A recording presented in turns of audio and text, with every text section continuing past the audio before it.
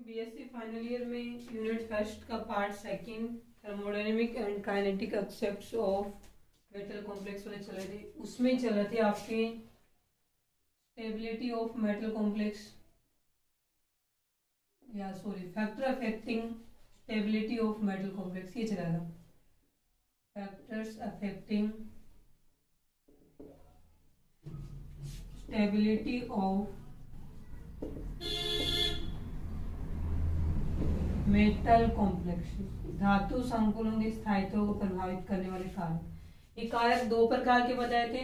एक तो वे थे जो धातु आयन से रिलेटेड थे, ठीक है, factors related to metal ion, वो हमने कल की क्लास में कंप्लीट कर लिए थे। सेकंड टाइप के जो फैक्टर्स थे जिसमें हमें पढ़ना है फैक्टर्स रिलेटेड टू लिगेंड, क्योंकि मेटल कॉम्प्लेक्स में तो मेटल होती है और एक लिगेंड होता है, तो मेटल से रिलेटेड भी कुछ कारक होते हैं जो मेटल कॉम्प्लेक्स की स्टेबिलिटी को प्रभावित करते हैं, वो हमने इससे पहले वाले क्लास में पढ़ लिए हैं। सेकंड वे कारक रहेंगे जो लिगेंड किससे रिलेटेड होते हैं, जो कि इन कॉम्प्लेक्स या धातु संकुलों के स्थायित्व को प्रभावित करने हैं, वो हम पढ़ेंगे आज की क्लास में। तो फैक्टर्स रिलेटेड टू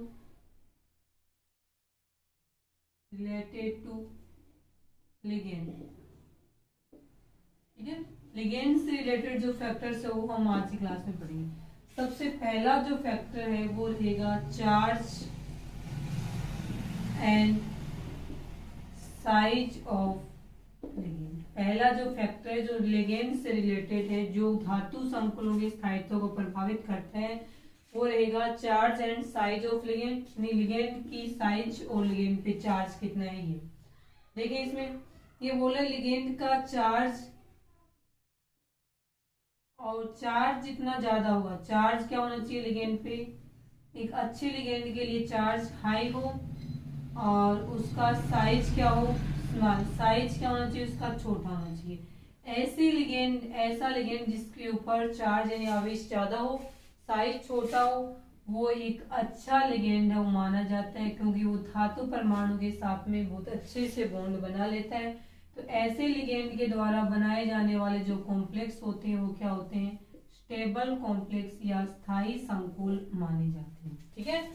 तो जिसपे चार्ज ज्यादा हो और साइज छोटा हो, वो लिगेंड क्या होते हैं, अच्छे लिगेंड माने जाते हैं। और इससे लिगेंडों के साथ में बनने वाले संकुल क्या होते हैं, स्थायी होते हैं। जिन लिगेंडों की चार्ज ज्यादा कम होता है, यानी उनमें देने के लिए इलेक्ट्रॉन कम होते हैं, तो वो धातु आयन को आसानी से इलेक्ट्रॉन नहीं दे पाएंगे, जिससे कि बनने वाले संकुल का स्थायित्व है कम हो जाएगा। या फिर साइज की तरह से देखें तो साइज यदि बड़ा है लिगेंड का, साइज बड़ा होगा तो क्या होगा, लिगेंड ज्यादा संख्या में लिगेंड धातु परमाणु से नहीं जुड़ पाएंगे, क्योंकि वहां पे स्टेरिक हिंड्रेंस या त्रिविम बाधा उत्पन्न होने के कारण से लिगेंड सही तरीके से धातु के साथ में स्ट्रॉन्गली या मजबूती से नहीं जुड़ पाते हैं। इस कारण से बनने वाला संकुल है उसका स्थायित्व क्या हो जाएगा, कम हो जाएगा। तो लिगेंड में चार्ज ज्यादा होना चाहिए, साइज उसका छोटा होना चाहिए, जिससे कि वो धातु के साथ में आसानी से कोऑर्डिनेशन बॉन्ड बना सके और बनने वाले संकुल है वो क्या उसके स्थायी उसके। जो ये पहला कारक था जो कि लिगेंड से रिलेटेड था, जो कि धातु संकुलों के स्थायित्व को प्रभावित करता है, ठीक है।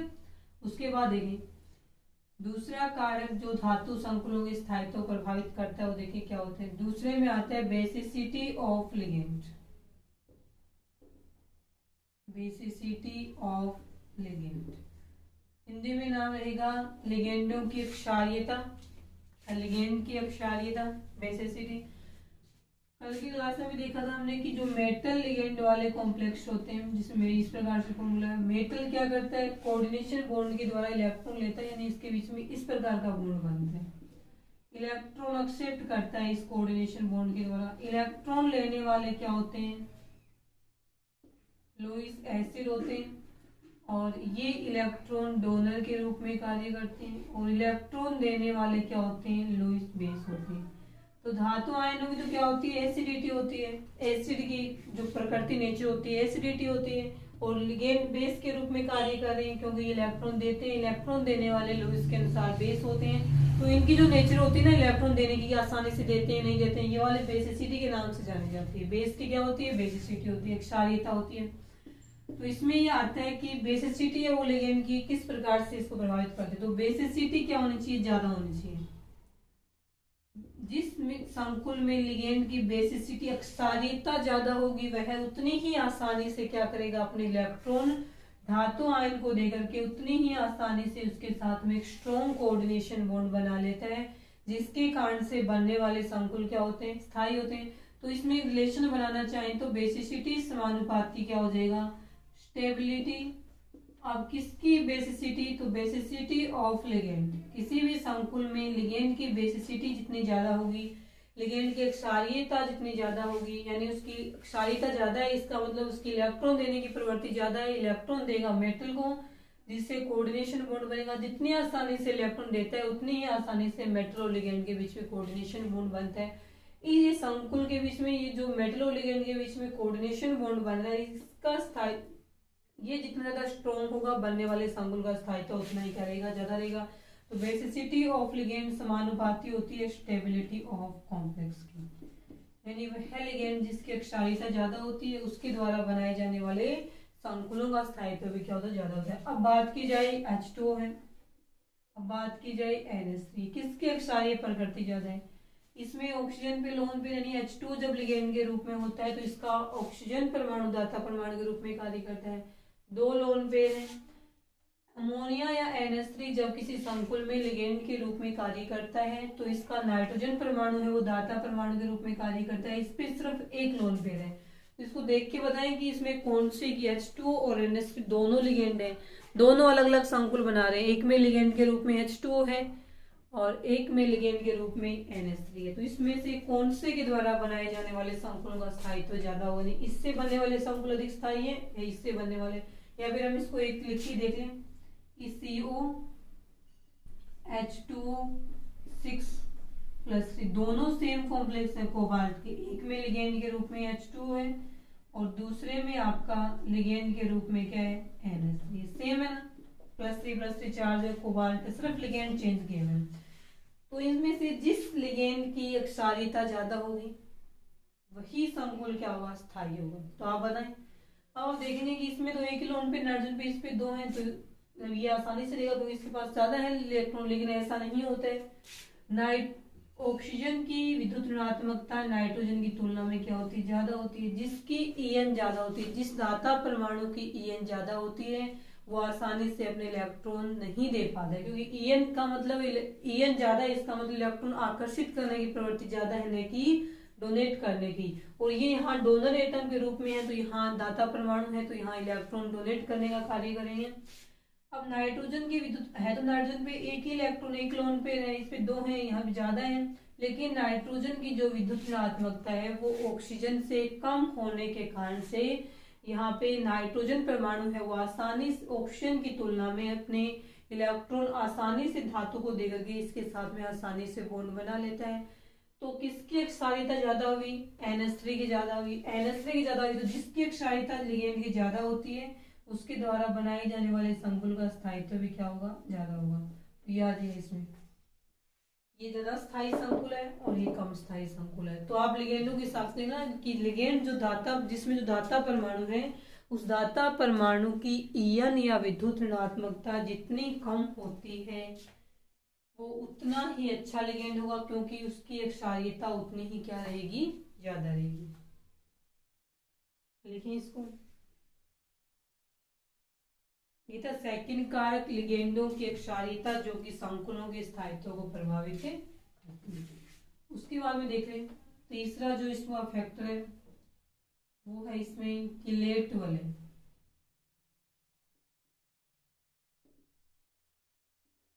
तीसरा कारक बनेगा इसमें किलेट इफेक्ट, नाम से देख लो फिर किलेट प्रभाव। ये जरूरी नहीं है इसके अंदर लिखना, आपको अलग से क्वेश्चन भी आ सकता है किलेट प्रभाव क्या होता है, समझाइए।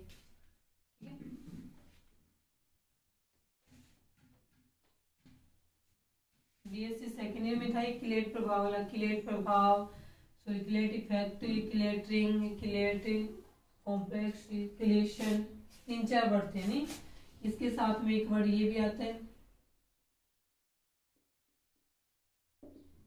किलेट रिंग, किलेट लिगेंड,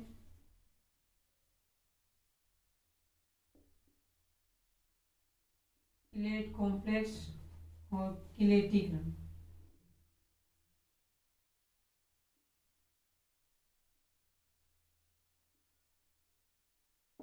ठीक है, किलेट प्रभाव, किलेट वलय, किलेट लिगेंड, किलेट संकुल, किलेशन। एक साथ में इन सारों की डेफिनेशन समझना भी। जैसे कि ये है कोबाल्ट धातु हो गई, इसके साथ में ये 3 लिगेंड जुड़े हुए हैं, ये संकुल है। इसकी स्ट्रक्चर बना देगी इस प्रकार से, कोबाल्ट की अष्टफलक की स्ट्रक्चर बनती है EN एथिलीन डाइमीन लिगेंड के रूप में। इसकी स्ट्रक्चर बन रही है कुछ इस प्रकार से।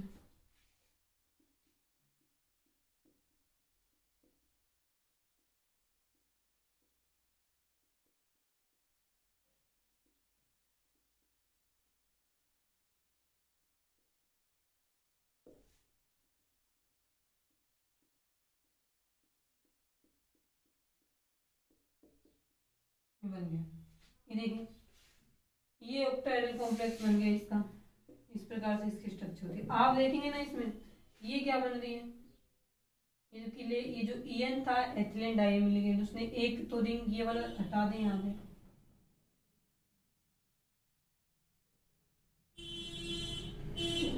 ये स्ट्रक्चर बन रही है। ये देख लो, ये एक वलय बन रही है, ये भी एक रिंग है, ये भी एक रिंग है। 1 2 3 4 5 मेंबर रिंग है। ये भी 5 सदस्यों की एक वलय है, ये भी 5 मेंबर एक रिंग बन रही है। रिंग बन रही है ना, रिंग को क्या बोलते हैं इसमें, इस रिंग के कारण से ही ऐसे लिगेंड क्या कहलाते हैं, किलेट लिगेंड कहलाते हैं। रिंग बनी है, किलेट रिंग कहलाएगी। किलेट कॉम्प्लेक्स जिसके अंदर किलेट लिगेंड है तो ये किलेट कॉम्प्लेक्स कहलाएगा। Chelate ligand sorry chelate ring बनने की जो प्रक्रिया उसको क्या बोलते हैं, किलेशन बोलते हैं। ऐसे संकुल जिसमें किलेट लिगेंड किलेट वलय बनाते हैं उनका स्थायित्व सामान्य संकुलों से ज्यादा होता है। इस प्रभाव को किलेट इफेक्ट बोलते हैं। 4-5 डेफिनेशन आ गई। तो इसमें आता है कि वे लिगेंड जिनके अंदर, अब इस एक EN में 2 दाता परमाणु है, दोनों एक साथ में ही धातु के साथ में बॉन्ड बना रहे हैं, तो जाहिर सी बात है वलय तो बननी है इसमें। तो इसमें डेफिनेशन में ये लिखते हैं कि वे लिगेंड, इन सभी की डेफिनेशन सुनो बाय बाय। वे लिगेंड जिनमें दाता परमाणुओं की संख्या 2 या 2 से ज्यादा होती है तथा सभी दाता परमाणु धातु के साथ में एक साथ एक ही समय में उपसह संयोजक बंध बनाते हैं, तो वहां पे वलय या रिंग का निर्माण होता है। वो जो 4 5 6 कितने भी सदस्यों की होती है, एक वलय या रिंग का निर्माण होता है। इस वलय को किलेट वलय कहा जाता है, किलेट वलय कहा जाएगा। और ऐसे लिगेंड को किलेट लिगेंड कहा जाता है। और वह संकुल जिसमें ये किलेट लिगेंड प्रेजेंट होते हैं वो किलेट कॉम्प्लेक्स कहा जाता है। और किलेट वलय बनने की प्रक्रिया को किलेशन या किलेटिकरण कहा जाता है। और किलेशन वाले या किलेट जो संकुल होते हैं वो सामान्य संकुल की तुलना में अधिक स्थायी होते हैं। इस प्रभाव को किलेट प्रभाव के नाम से जाना जाता है। आगे समझ में ये सारे 4-5 डेफिनेशन ये सारे के सारे क्लियर होगी। अब देखें इसके अंदर सामान्य संकुलों की तुलना में किलेट वलय वाले संकुल जो होते हैं वो अधिक स्थायी होते हैं। क्यों, या फिर ऐसे किलेट प्रभाव किसे कहते हैं, तो इसकी परिभाषा भी यही आएगी कि सामान्य संकुलों की तुलना में किलेट संकुल है वो अधिक स्थायी होते हैं। कारण सामान्य संकुलों में सिर्फ ये कोऑर्डिनेशन बॉन्ड तोड़ना पड़ता है, लेकिन किलेट वलय वालों में जो रिंग बन रही है ये वाले एक्स्ट्रा बॉन्ड आगे वो भी तोड़ने पड़ेंगे। तो एक्स्ट्रा बॉन्ड है किलेट संकुल में, तो उनको तोड़ने के लिए हमें एक्स्ट्रा एनर्जी रिक्वायरमेंट, अधिक ऊर्जा की आवश्यकता होगी। जहाँ किसी भी कॉम्प्लेक्स को तोड़ने के लिए अधिक ऊर्जा की आवश्यकता होती है वो संकुल क्या होते हैं, अधिक स्थायी होते हैं। इस कारण से सामान्य संकुलों की तुलना में जो किलेट संकुल है वो अधिक स्थायी होते हैं, क्योंकि किलेट वलय वाले संकुलों में अधिक संख्या में बॉन्ड बनते हैं। उन सभी को तोड़ने के लिए हमें सामान्य संकुलों की तुलना में अधिक ऊर्जा की आवश्यकता होती है। इस कारण से सामान्य संकुलों की तुलना में किलेट संकुल क्या होते हैं, अधिक स्थायी होते हैं। इसी प्रभाव को किलेट प्रभाव के नाम से जाना जाता है। जैसे कि अभी कोबाल्ट का एक संकुल पढ़ लिया जिसमें हमने लिख दिया CONH3 6+3। दूसरे में हमने क्या किया, पहला संकुल है ये, दूसरे में हमने क्या किया CONH3 4 एक EN जोड़ दिया इसके अंदर, +3 4 सेम रहेगा। तीसरे में क्या आएगा CO एक 2 NH3 और कम कर दिए, 2 EN जोड़ दिए। तब भी +3 चार्ज है। फोर्थ कॉम्प्लेक्स में क्या किया हमने, क्योंकि बाइडेंडेड लिगेंड है ना, तो एक लिगेंड अंदर जाएगा En का, तो इसमें से 2 NH3 क्या होंगे, बाहर निकलेंगे। लास्ट वाले में 2 बचे हुए, इनको भी निकाल दिया तो एक En और आ जाएगा अंदर। ये बन गई इसमें 4 संकुल। तो इन चारों का स्थायित्व बताइए क्या है, तो किलेट रिंग लिख देंगे हम यहाँ पे। यानी स्थायित्व का ऑर्डर ये होता है कि stability of complex, stability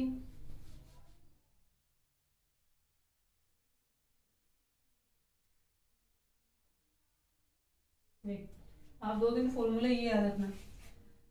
complex की स्टेबिलिटी में आता है पहले तो नॉर्मल कॉम्प्लेक्स जिसमें कोई भी किलेट लिगेंड नहीं हो। नॉर्मल कॉम्प्लेक्स की तुलना में जो किलेट कॉम्प्लेक्स होते हैं उनका स्थायित्व क्या होगा, ज्यादा होगा। किलेट कॉम्प्लेक्स की स्टेबिलिटी, यहाँ पे हम स्टेबिलिटी या स्थायित्व का ऑर्डर चेक करें। सामान्य संकुलों की तुलना में किलेट संकुल क्या होते हैं, अधिक स्थायी होते हैं। ठीक है, कारण बता दिया। किलेट संकुल में एक्स्ट्रा बॉन्ड बनते हैं जिनको तोड़ने के लिए अधिक ऊर्जा की आवश्यकता होती है, इस कारण से ये सामान्य संकुलों की तुलना में अधिक स्थायी। सामान्य संकुल वे होते हैं जिनमें किलेट लिगेंड प्रेजेंट नहीं होता। अब किलेट कॉम्प्लेक्स देखा जाए तो ये सामान्य संकुल है, कोई भी किलेट लिगेंड नहीं इसमें। ये तीनों में क्या है, ये लिगेंड है, En है वो एक किलेट लिगेंड है, क्योंकि इस प्रकार से किलेट वाले बनाता है। एक होता है तो भी बनाएगा, 2 है तो भी बनाएगा, 3 है तो भी बनाएगा। तीनों ही किलेट कॉम्प्लेक्स हैं। अब इनका स्थायित्व कौन से कम है कौन से ज्यादा, तब आता है किलेट कॉम्प्लेक्स की स्टेबिलिटी में क्या आएगा, स्टेबिलिटी समानुपाती होती है इनकी नंबर ऑफ किलेट रिंग की। जितनी ज्यादा किलेट रिंग बनती हैं, बनने वाले संकुल का स्थायित्व है उतना ही क्या होता है, ज्यादा होता है। आप देख लें, एक En सबसे पहले, इसके तो पता ही है अपने को, कोई भी किलेट रिंग नहीं बनती है, 0 बनती है इसके अंदर, क्योंकि इसमें कोई किलेट लिगेंड नहीं है। अब इसमें एक ही En है, यानी सिर्फ एक En है, तो एक ही किलेट रिंग बनाएगा। यहाँ पे तो मान लीजिए NH से जुड़े हुए हैं, तो यहाँ पे किलेट रिंग बन रही है एक। यहाँ पे 2 En है, यानी इस बार 2 En है, 2 किलेट रिंग बनाएगा। इसमें क्या बनेगी, 3, ये तो दिख रहा है 3 किलेट रिंग बन रही है।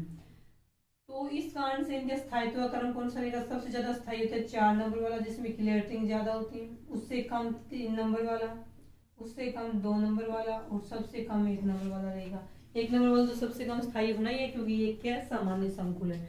बचे हुए तीनों क्या है, किलेट संकुल है। किलेट संकुलों में जिसमें नंबर ऑफ किलेट रिंग या किलेट वलयों की संख्या ज्यादा होती है, उस किलेट संकुल का स्थायित्व भी क्या होगा, ज्यादा होगा। ठीक है, उतार लें इसको।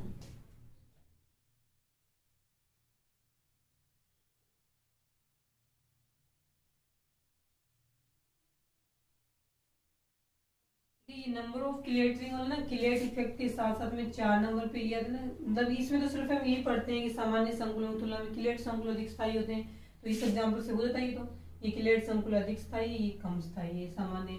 अब नंबर ऑफ किलेट लिगेंड भी एक एक्स्ट्रा फैक्टर होता है जो किलेट संकुलों के स्थायित्व को प्रभावित करता है, नंबर ऑफ किलेट रिंग। तो इसमें साथ में पढ़ लिया हमने यहाँ पे कि नंबर ऑफ किलेट रिंग जितनी ज्यादा होती है, बनने वाले किलेट संकुल का स्थायित्व उतना ही ज्यादा होगा।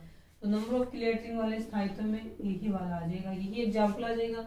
इन तीनों की बात कर ली जाएगी, जिसमें किलेट रिंग ज्यादा बनती है उस संकुल का स्थायित्व उतना ही क्या होगा, ज्यादा होगा। तो 4 फैक्टर हो गए इसके अंदर, लिगेंड की साइज और चार्ज, सेकंड लिगेंड की बेसिसिटी या क्षारीयता, थर्ड आ जाएगा इसमें किलेट इफेक्ट, फोर्थ आ जाएगा इसमें number of chelate ring. Chelate वलयों की संख्या समानुपाती होती है किलेट संकुल के स्थायित्व। उसके बाद में देखें 1-2 फैक्टर्स और हैं जो कि संकुलों की स्थायित्व को प्रभावित करते हैं, जो कि लिगेंड से रिलेटेड होते हैं। उसमें देखें नेक्स्ट में आया हुआ है कि size of chelate ring. Chelate वलय की जो साइज होती है वो किस प्रकार से संकुलों के स्थायित्व को प्रभावित करती है। 5 नंबर फैक्टर देखे जाए इसमें, साइज ऑफ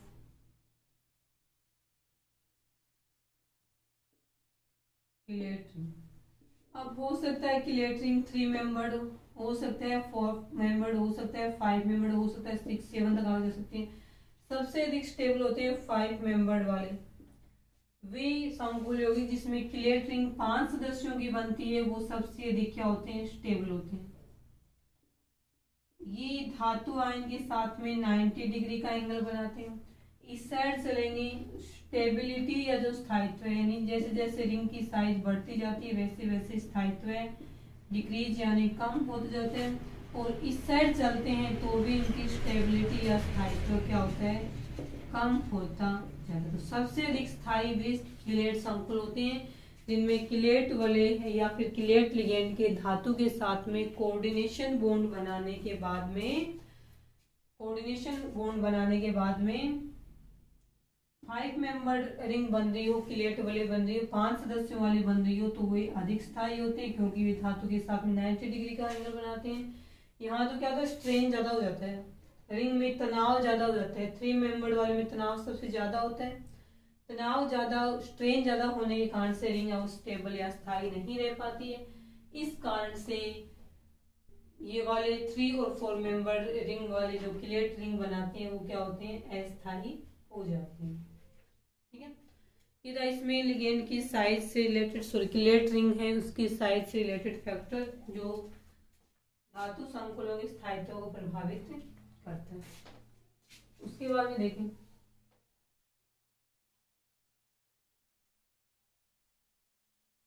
नेक्स्ट जो इसका फैक्टर है वो आता है 6 नंबर पे, स्टेरिक हिंड्रेंस ऑफ लिगेंड।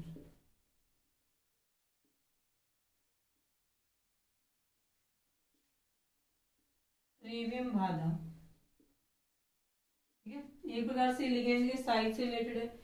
ये बोल रहे यदि यहाँ पे कोई संकुल ऐसा है उसमें लिगेंड का जो साइज है वो क्या है, लार्ज है, लिगेंड का साइज बहुत बड़ा है, तो क्या होगा, अब मान लीजिए 6 संख्या में लिगेंड का साइज बड़ा है, धातु आयन की जो चारों ओर, मेटल के चारों ओर जो ये इसका जो इस साइड से इसका जो त्रिविम है, स्टेरिक हिंड्रेंस को हम क्या बोलते हैं हिंदी में, त्रिविम बाधा बोलते हैं। यानी कि जब लिगेंड का साइज बड़ा हो तो धातु आयन की चारों ओर इतनी जगह नहीं होती है कि अधिक संख्या में लिगेंड आगे जुड़ सके, तो लिगेंडों के जुड़ने में वहां स्टेरिक हिंड्रेंस या त्रिविम बाधा उत्पन्न होती है। त्रिविम बाधा लिगेंड का साइज बड़ा होने पे ही होती है। तो जब लिगेंड का साइज बड़ा होता है, धातु परमाणु तो ये नहीं है कि धातु परमाणु ज्यादा, धातु परमाणु एक ही है, जैसे कि हम ये देख दें PPH3 ट्राइफेनिल फोस्फेन, ये देख लें, तो इसमें ये तो दाता परमाणु तो ये एक ही हो गया, इसके साथ जो जुड़ा हुआ संकुल है ये इस प्रकार से, अब आप खुद देख लो दाता परमाणु के पास में जुड़ा हुआ लिगेंड है वो कितना बड़ा है। ये धातु के साथ में बॉन्ड तो ये ही बनाएगा, ये आ गया। अब कितने आ सकते हैं, 2 3 और आ जाएंगे ज्यादा से ज्यादा, 6 तो आने से रहे। धातु के चारों ओर का जो त्रिविम स्थान होता है उसमें इतनी जगह नहीं होती कि 6 बड़े लिगेंडों ज्यादा संख्या में जुड़ जाएं। इस कंडीशन में वहां पे मान लीजिए लिगेंड आए थे 6 जुड़ने के लिए, लेकिन साइज बहुत बड़ा था लिगेंड का, धातु के पास इतनी जगह नहीं थी, दूसरा यहाँ आगे इतनी जगह मिलेगा, तीसरा यहाँ आगे मिलेगा, बाद वाले कहाँ जुड़ेंगे।